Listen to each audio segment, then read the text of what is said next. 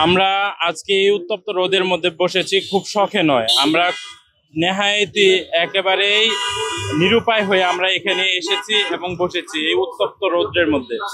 আমাদের দাবি হচ্ছে যে প্রতিটি সরকার আসে, সরকার যায়, কিন্তু প্রতিবন্ধীদের কর্মসংস্থানের ব্যবস্থা হয় না।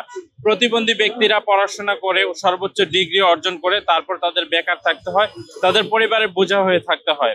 এজন্য আমরা আজকে দাবি এনেছি যে আমাদের বর্তমান সরকারের প্রধান উপদেষ্টা উনি নির্বাহী আদেশ জারি করবেন। নির্বাহী আদেশের মাধ্যমে যারা উচ্চ শিক্ষিত প্রতিবন্ধী আছে, তারা হাতে গোনা অল্প কিছু মানুষ, তাদেরকে তিনি কর্মসংস্থানের ব্যবস্থা করবেন।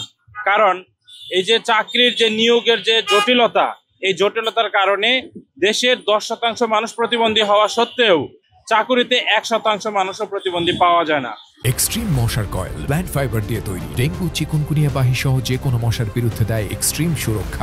আপনারা যদি খোঁজ নিয়ে দেখেন, প্রতিবন্ধী ব্যক্তিদের চাকরি হয়েছে এমন ব্যক্তি খুব কম পাবেন। তাদের মধ্যে গত 1 বছরে কোনো দৃষ্টি প্রতিবন্ধী ব্যক্তির কোনো সরকারি সেক্টরে চাকরি হয়েছে কিনা আমরা জানি না। তো সবারই রাষ্ট্র স্বীকৃত অধিকার রয়েছে, সংবিধান স্বীকৃত অধিকার রয়েছে, কর্মসংস্থানের অধিকার রয়েছে।